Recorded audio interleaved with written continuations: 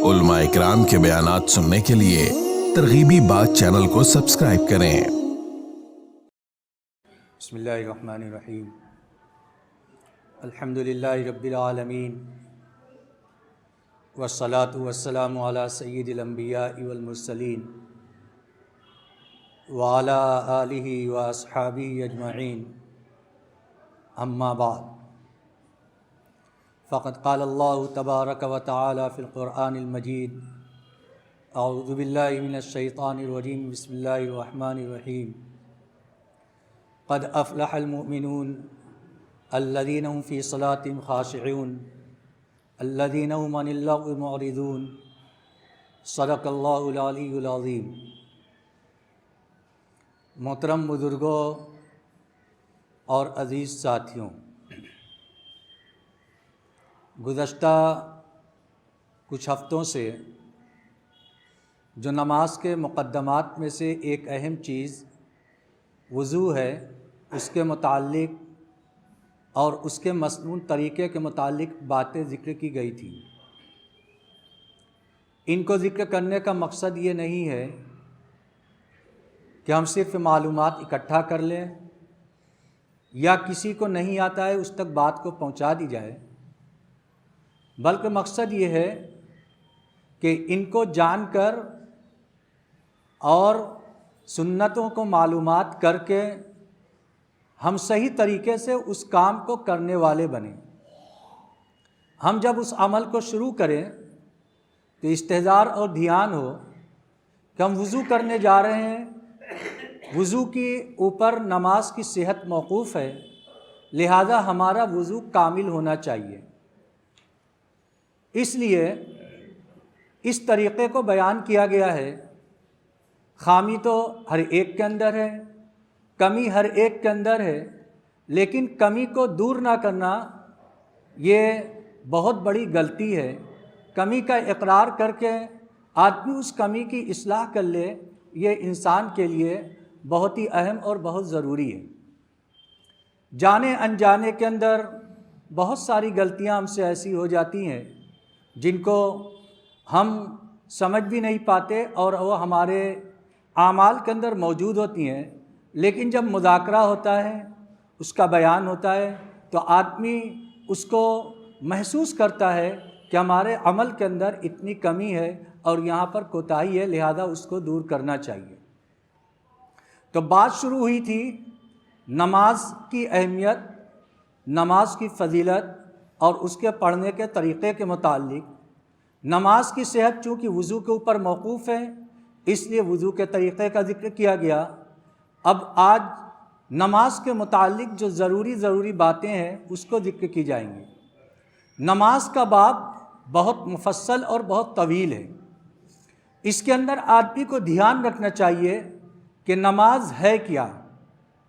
जितना नमाज का इस्तेहज़ार और उसकी अहमियत का इस्तेहज़ार हमारे दिल के अंदर होगा, हम नमाज के लिए उतना एहतमाम करने वाले बनेंगे। अल्लाह रब्बुल इज़्ज़त ने कुरान पाक के अंदर इरशाद फरमाया, खुज़ू ज़ीनतकुम इंदा कुल्ली मस्जिदिन। उलमाए किराम इसकी आयत की तफसीर के अंदर इरशाद फरमाते हैं कि हर नमाज के वक्त ज़ीनत को इख्तियार करो। मुफस्सिरीन कहते हैं कि इसका मकसद ये है कि नमाज के अंदर जब जमात के अंदर नमाज पढ़ने के लिए आए तो बेढंगे लिबास के अंदर ना आए, ऐसे लिबास के अंदर ना आए जिससे आम तौर से आदमी दूसरी मजालिस के अंदर जाने में आर महसूस करता है, शर्म महसूस करता है। ऐसे कपड़े पहनकर मस्जिद के अंदर फ़र्ज़ नमाज के लिए ना आए, यानी उसका इतना एहतमाम हो कि जब नमाज का वक्त आ जाए तो अपने आप को तैयार करे कि हम किसके पास जा रहे हैं। हम बादशाह के दरबार में जा रहे हैं, जो तमाम बादशाहों का बादशाह है, उसकी जानिब से बुलावा आया है। आज़ान में आवाज़ लगाई जा रही है, आओ नमाज के लिए, आओ कामयाबी के लिए।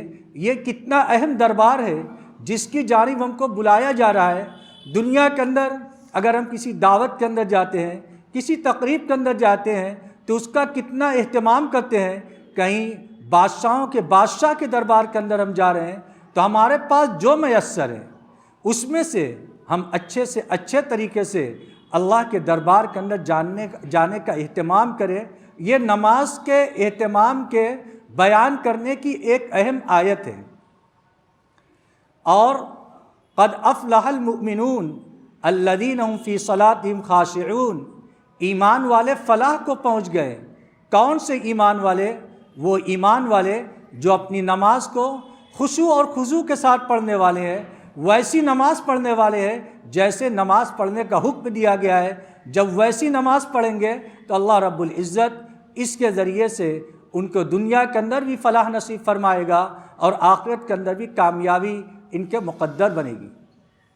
آج اس کی اہمیت اور اس کی عظمت کا استحضار نہیں ہوتا۔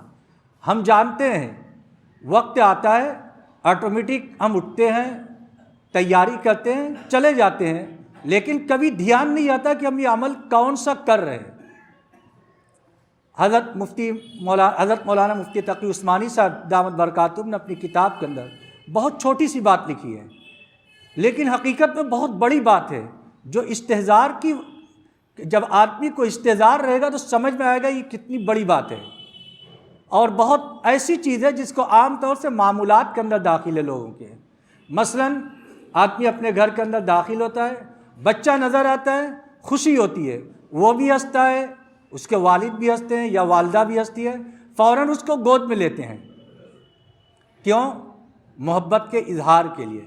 لیکن کہتے ہیں تھوڑا سا توقف کیجئے، کچھ سیکنڈ کا، آپ اپنے نفس پر تھوڑا کنٹرول کیجئے اور کہیے، اپنے نفس کو سمجھائیے کہ ہم اس کو کیوں گود لے رہے ہیں، ہم اس کو کیوں بوسہ لے رہے ہیں؟ اس لیے کہ اللہ کے نبی صلی اللہ علیہ وسلم کی سنت ہے، آپ علیہ الصلوۃ والسلام کا طریقہ ہے۔ اب کچھ وقفے کا استحضار ہمارے اس طبعی عمل کو سنت والا عمل بنا دے رہا ہے، اور اس پر ہمیں سنت پر عمل کرنے کا اجر اور ثواب ملے گا۔ دیکھیے کوئی بہت ایسی چیز نہیں کہ ہمیں اس کے لیے الگ سے وقت فارغ کرنا پڑے گا، صرف استحضار کی ضرورت ہے۔ اسی طریقے سے جب ہم نماز کے لیے ہوں تو ہمارے دل کے اندر استحضار ہو کہ ہم کہاں جا رہے ہیں، ہم ایسی عبادت کو ادا کرنے کے لیے جا رہے ہیں جس عبادت کی ادائیگی کے اوپر ہمارے گناہ ایسے جھڑیں گے جیسے کہ سوکھے ہوئے درخت سے سوکھے ہوئے پتے جھڑتے ہیں۔ کوئی درخت ہو اور موسم ویسا ہو جو خزاں کا ہوتا ہے، جب پتے جھڑتے رہتے ہیں کیسے پتے بکھرے ہوئے پڑے رہتے ہیں۔ اسی طریقے سے جب آدمی نماز پڑھتا ہے تو نماز پڑھنے کے بعد اس کے گناہ اس طریقے سے جھڑتے ہیں، اور آدمی کیسا پاک صاف ہوتا ہے۔ اللہ کے نبی صلی اللہ علیہ وسلم نے ایک حدیث کے اندر مثال دے کر ارشاد فرمایا، چونکہ مثال سے بات زیادہ سمجھ میں آتی ہے، آپ علیہ الصلوۃ والسلام نے ارشاد فرمایا کہ اگر کسی کے گھر کے آگے نہر ہو اور وہ اس نہر پر روزانہ 5 دفعہ غسل کرے، حل بقی من درنی شیء علی بدنی، کیا اس کے بدن پر کچھ میل باقی رہے گا؟ صحابہ کرام نے ارشاد فرمایا کہ نہیں۔ آپ علیہ الصلوۃ والسلام نے ارشاد فرمایا یہی حال نماز کا ہے، جب بندہ 5 وقت کی نماز پڑھتا ہے تو اس کے گناہ اس سے بالکل جھڑ جاتے ہیں۔ علماء کرام نے لکھا ہے کہ عام طور سے ان روایات سے مقصود صغیرہ گناہ ہوتے ہیں، چھوٹے گناہ ہوتے ہیں، لیکن جب آدمی استحضار کرے گا تو چونکہ اس کی آخری دعا اللہم انی ظلمت نفسی ظلما کثیرا ولا یغفر الذنوب الا انت فاغفر لی، جب اس دعا کے اندر استحضار کرے گا آدمی تو اس کے اندر آدمی اپنے گناہوں سے توبہ اور استغفار کر رہا ہے، اور جب آدمی گناہ سے توبہ اور استغفار کرے گا تو اس کے بڑے گناہ بھی، گناہ کبیرہ بھی معاف ہو جائیں گے۔ کتنی اہم عبادت کو ہم ادا کرنے جا رہے ہیں، تھوڑا اس کا استحضار ہو۔ جب استحضار رہے گا تو آدمی عمل کو اہتمام کے ساتھ ادا کرے گا۔ علماء کرام نے کتابوں کے اندر نماز کے سلسلے میں کتنا اہتمام فرمایا ہے۔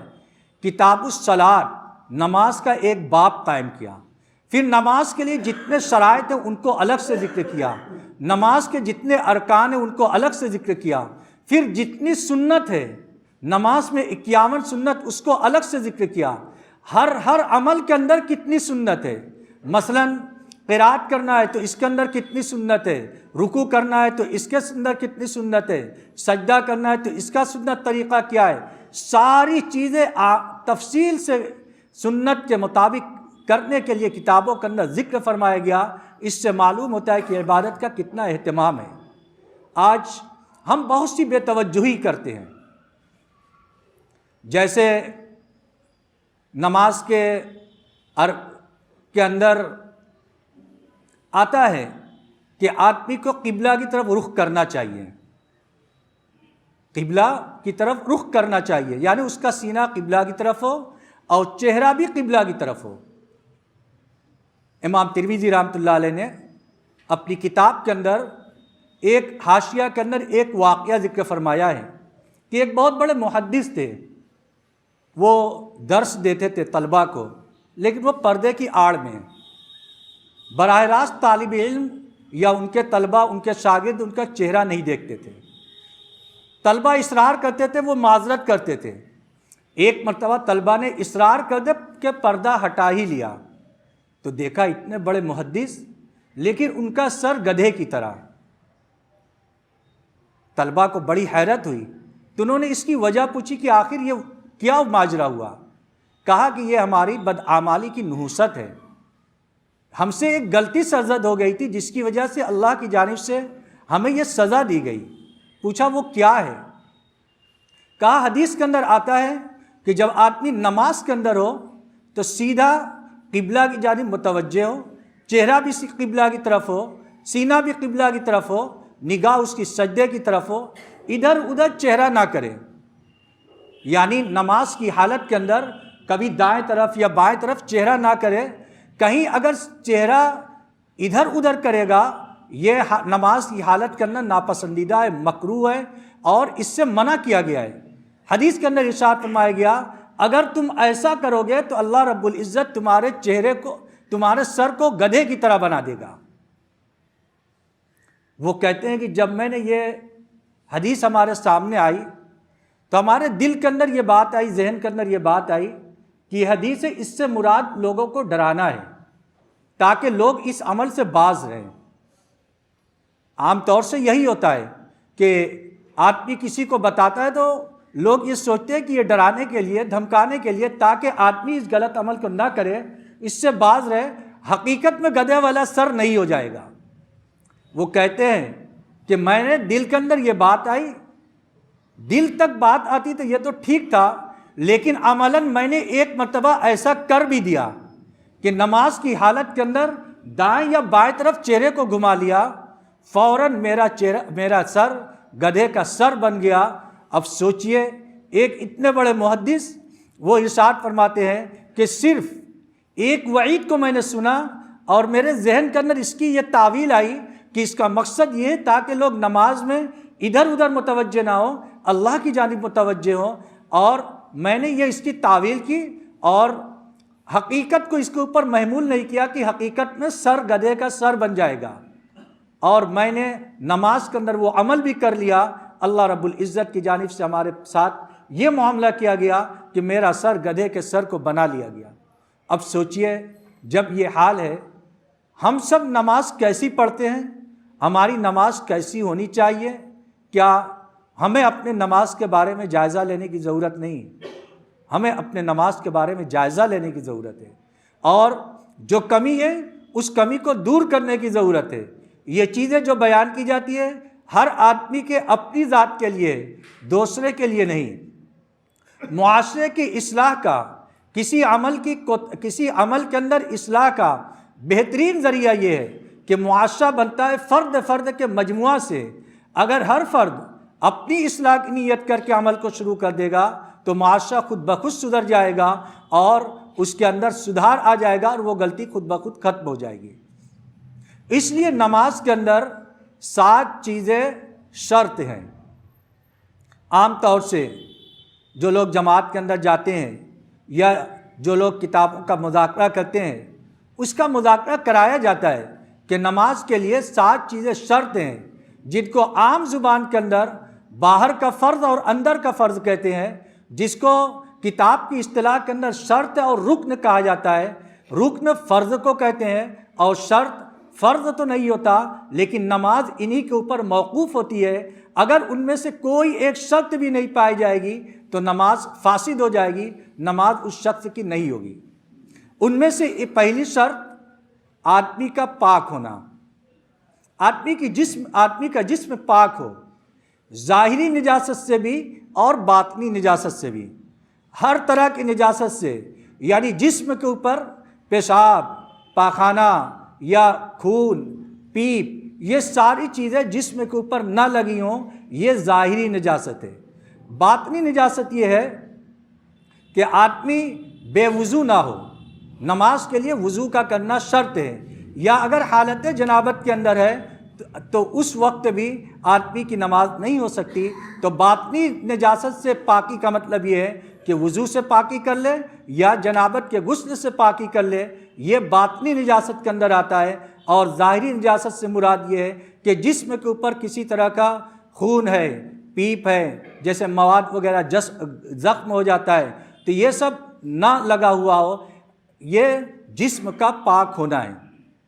دوسرے کپڑے کا پاک ہونا، کہ ہمارا کپڑا بھی پاک ہو، کپڑے کے اندر بھی کسی طرح کی کوئی نجاست لگی ہوئی نہ ہو، یہ کپڑے کے لیے نماز کے لیے اہم ترین شرائط میں سے ہے۔ اور جسم کا پاک ہونا، کپڑے کا پاک ہونا، تیسرا جگہ کا پاک ہونا، جس جگہ نماز پڑھ رہے ہیں ہماری وہ جگہ بھی پاک ہونی چاہیے۔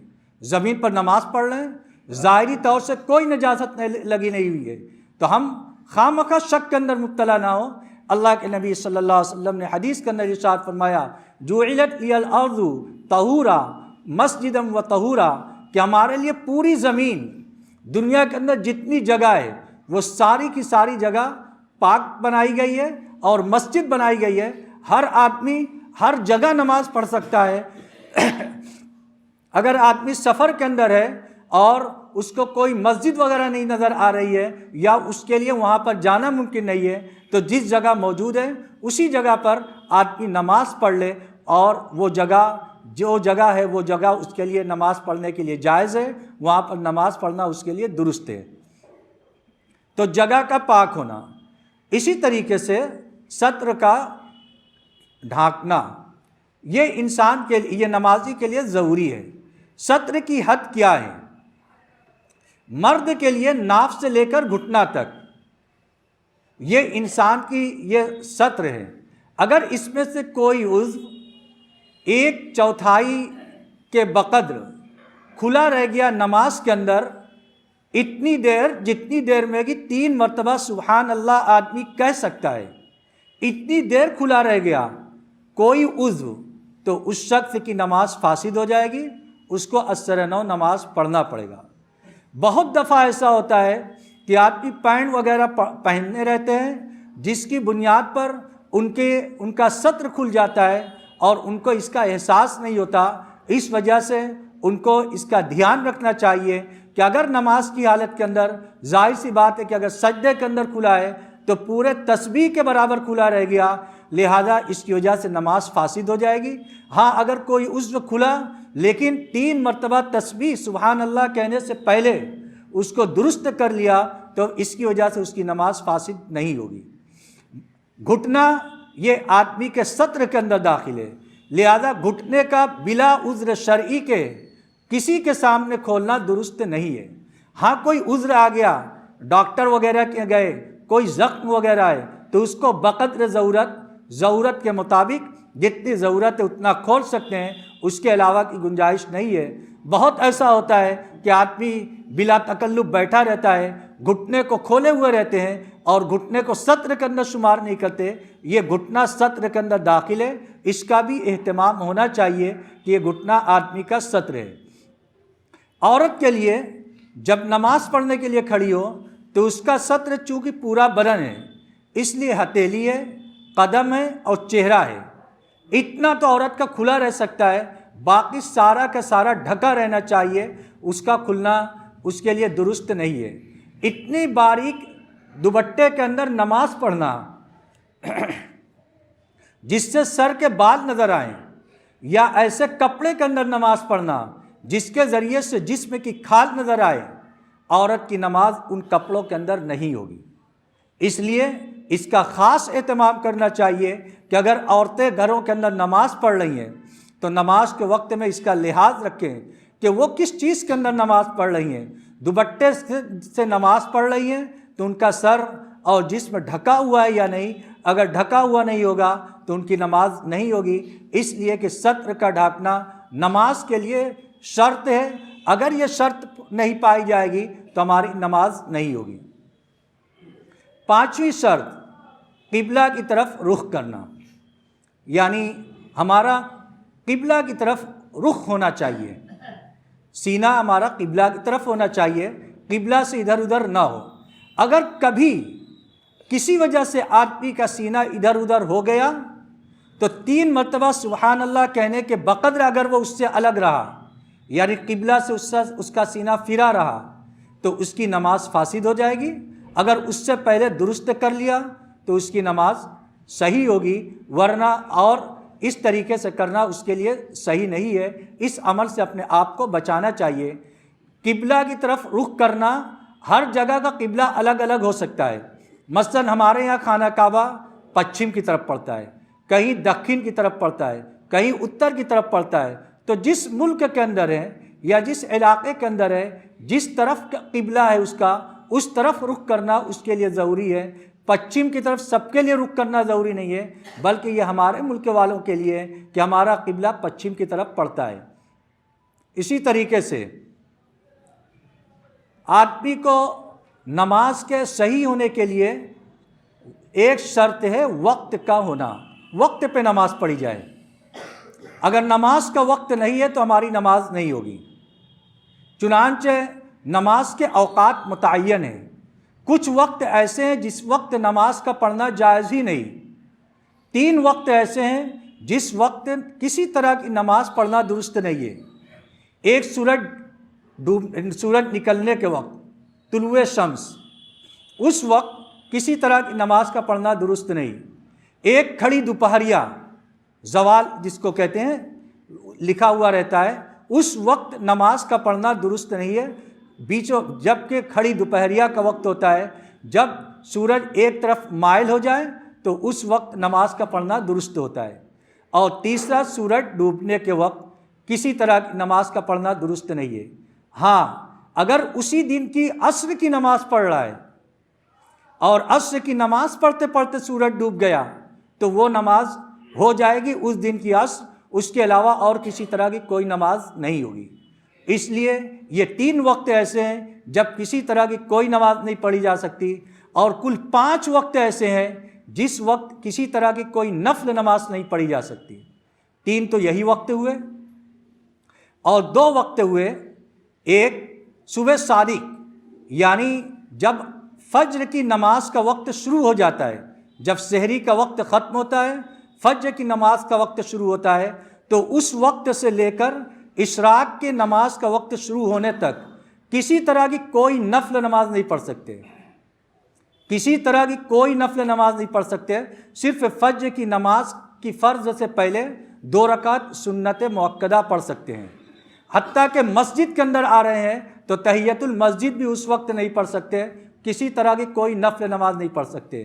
ہاں، فرض نماز کی قضا کرنا چاہے تو اس وقت میں فرض نماز کی قضا کر سکتے ہیں، لیکن نفل نماز نہیں پڑھ سکتے۔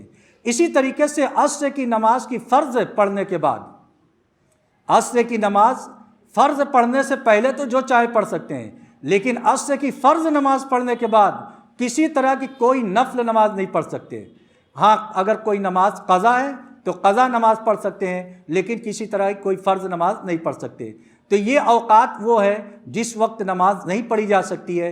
اور 7ویں شرط نماز کے لیے نیت کا کرنا، کہ آدمی جب نماز پڑھ رہا ہو تو اس وقت نیت کرے۔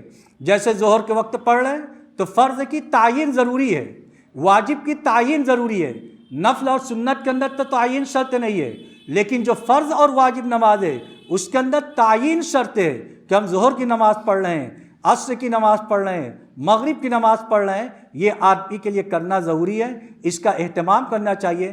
تعین اور تکبیر تحریمہ، نیت اور تکبیر تحریمہ کے اندر ایک طرح کا تعلق ہے، اور اس کے اندر کون سی صورت ایسی ہوگی جب ہم کریں گے تو ہماری نماز نہیں ہوگی، اس کو انشاءاللہ اگلے ہفتے ذکر کیا جائے گا۔ اللہ رب العزت ہم سب کو عمل کی توفیق عطا فرمائے۔ وآخر دعوانا ان الحمدللہ رب العالمین۔ مزید علماء کے بیانات سننے کے لیے तरगीबी बात चैनल को सब्सक्राइब करें। जज़ाकल्लाह।